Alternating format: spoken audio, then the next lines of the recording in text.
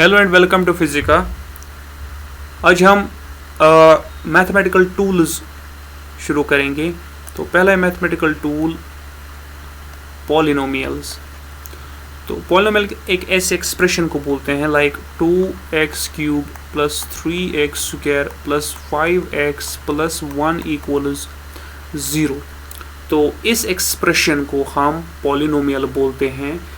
जब इक्वेट करेंगे टू 0 तो पॉलिनोमियल इक्वेशन बोलते हैं इसको। अब डेफिनेशन क्या? डेफिनेशन ये है कि नंबर ऑफ टर्म्स, ये एक टर्म है, इस दूसरी टर्म, तीसरी टर्म, चौथी टर्म, नंबर ऑफ टर्म्स कितने भी हों, लेकिन पॉलिनोमियल तब बोलेंगे जब एक टर्म के तीन क्वालिटीज़ एक टर्म में होंगे। वो तीन क्वालिटीज़ है, एक तो कांस्टेंट होगा जिसको हम कोफिशिएंट बोलते हैं,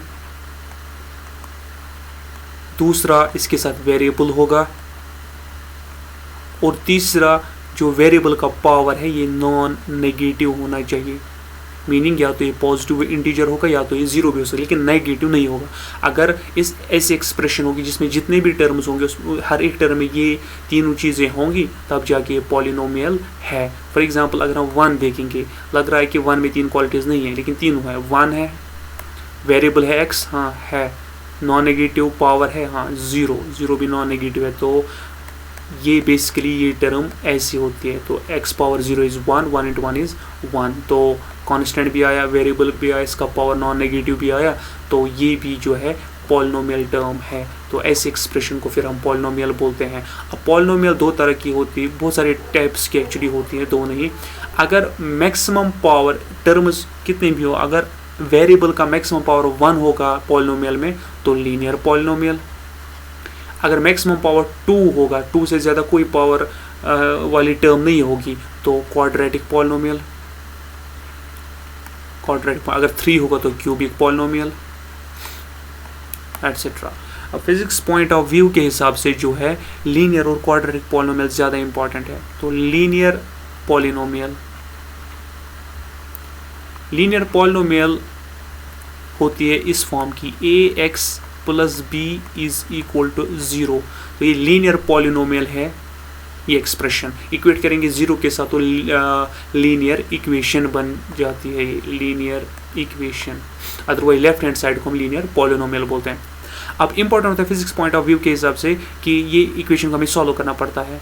अब x प्लस बी इक्वल 0, तो x is equal to minus B divided by A, इसका सिंपल सा सोल्यूशन होता है।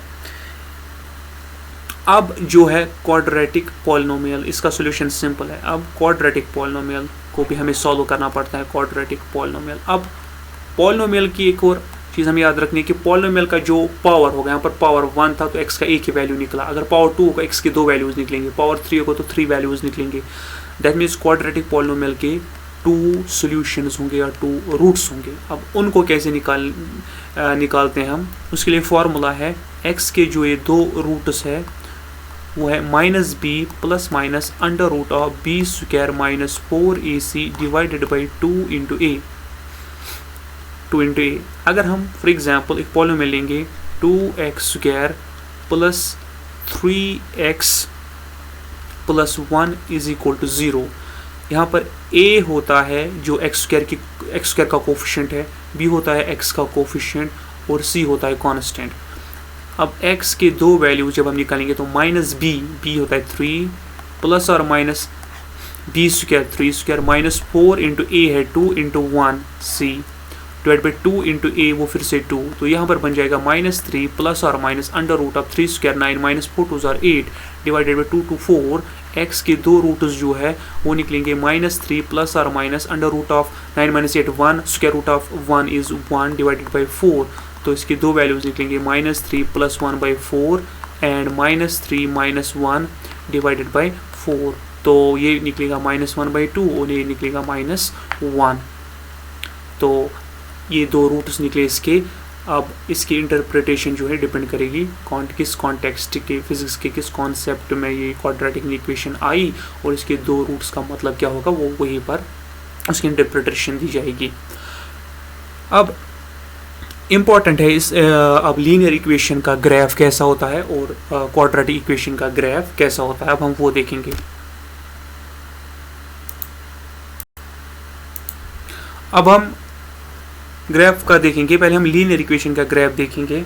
उसके लिए हम एप्लीकेशन यूज़ करेंगे। यहाँ पे एग्जांपल हम इक्वेशन एंटर करेंगे यहाँ पे, और ये इक्वेशन जो है ये हम एंटर करेंगे। सपोज पहले लीनियर इक्वेशन का देखेंगे, तो linear equation y is equal to, suppose एक वेरिएबल डालना है x और x का पावर 1 होना चाहिए, तो सपोज 2x प्लस 3। तो ये यहाँ पर इक्वेशन ऐसे आई, जो हम देख सकते हैं कि ये स्ट्रेट लाइन है। अब ये इक्वेशन यहाँ पर हम चेक कर सकते हैं कि जो ये इक्वेशन है वो y इक्वल्स 2x प्लस 3 है। तो ये जो है इसमें, इस एक्सप्रेशन में हाईएस्ट पावर जो है 1 है, यहाँ पर पावर 0 था, हाईएस्ट पावर 1 है, तो लीनियर इक्वेशन है। तो इस इक्वेशन को जब हम ग्राफिकली ड्रॉ करते तो एक स्ट्रेट लाइन आ जाती है। अब इस स्ट्रेट लाइन में कुछ चीज़ें याद रखनी है। वो इम्पॉर्टेंट ये है कि जो लीनियर इक्वेशन में जो एक कांस्टेंट टर्म होती है ये क्या रिप्रेजेंट करती है, और जो वेरिएबल के सामने ये टर्म होती है कांस्टेंट क्या रिप्रेजेंट करता है। पहले हम ये वाला देखेंगे, इसको हम इंटरसेप्ट बोलते हैं। इंटरसेप्ट। अब ये इंटरसेप्ट क्या होता है, यहाँ पर 3 है। इंटरसेप्ट का मतलब है जितना वैल्यू यहाँ पर होगा उतने यूनिट्स पे जो है ये ग्राफ y एक्सिस को कट करेगी। यहाँ पे 3 है तो ये लाइन जो है ये +3 पे कट करता है y एक्सिस को। अगर यहाँ पे 2 होता तो यहाँ से निकलती लाइन, 1 होता तो यहाँ से निकलती, अगर कुछ भी नहीं होता तो ओरिजिन से निकलती, -1 होता तो -1 से निकलती। तो इसी तरह जो x के सामने नंबर होता है 2, ये इसका मतलब होता है स्लोप। तो स्लोप जो इस लाइन का है वो है 2। अब इसका मतलब क्या होता है 2 का मतलब, इसका मतलब है कि इस लाइन की चढ़ाई स्लोप इतनी है कि जब हम x के एक्सिस के अलोंग 1 यूनिट चलेंगे तो हम इतने में y एक्सिस के अलोंग 2 यूनिट्स चले हैं। 3 to 4 एंड 4 to 5 2 यूनिट्स चले हैं। इसी तरह अगर स्लोप 3 होता तो वो लाइन ज़्यादा जो है वो लाइन ज़्यादा ये होती, ज़्यादा कर्व्ड होती, आई मीन टू से ज़्यादा स्लोप्ड होती। फॉर एग्जांपल ऐसे, तो ऐसे लाइन जो है यहाँ के बजाय ऊपर से निकलती ज़्यादा स्लोप से, लाइक ऐसे, सो दैट जब हम 1 यूनिट यहाँ से चलते तो यहाँ से हमें 3 यूनिट्स चलना पड़ता अगर स्लोप क्या होगा 3। तो स्लोप 3 का मतलब 1 यूनिट अगर हम एक्स एक्सिस के अलोंग चले तो y एक्सिस के अलोंग 3 यूनिट्स चलना है। फिर उन दो को ज्वाइन करके जो लाइन आती है उस लाइन का स्लोप जो है 3 होता है। अब इसके बाद दूसरी इक्वेशन है क्वाड्रेटिक इक्वेशन। अगर हम यहाँ पर एंटर करेंगे तो क्वाड्रेटिक इक्वेशन का ग्राफ कैसे आएगा, वो आता है पैराबोला। अगर हम वो देखेंगे उसकी एग्जांपल, सपोज हम यहाँ पर एक इक्वेशन डालेंगे पैराबोला की,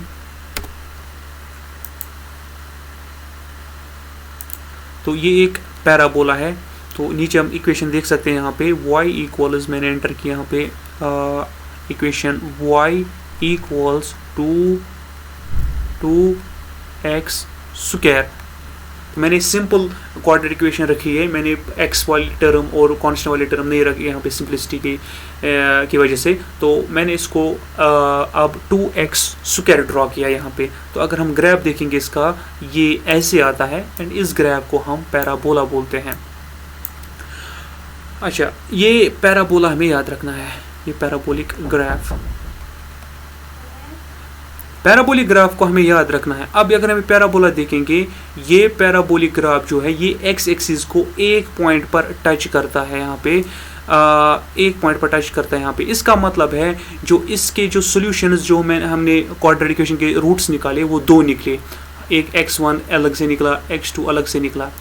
अब फॉर एग्जांपल ये 2 रूट्स होते क्या, इनका मतलब क्या होता है, इनका मतलब होता है ये पैराबोला एक्स एक्सिस को कितने पॉइंट्स पर कट करता है। यहाँ पर ये वाला पैराबोला एक्स एक्सिस को एक ही पॉइंट पर कट करता है, वो है 0। इसका मतलब क्या है, इसका मतलब है x1 का वैल्यू भी 0 है और x2 का वैल्यू भी क्या है 0 है। अगर पैराबोला दूसरा होता जिसके 2 रूट्स निकलते तो वो नीचे की तरफ होगा, सो दैट ये x एक्सिस को 2 पॉइंट्स पे टच करता है, यहाँ पर भी और यहाँ पर भी। तो ये एक वैल्यू निकलता और ये दूसरा वैल्यू निकलता। तो ये ज्योमेट्रिकली मीनिंग है पैराबोला के जो 2 रूट्स निकलते हैं उनका मतलब क्या होता है। Thank you.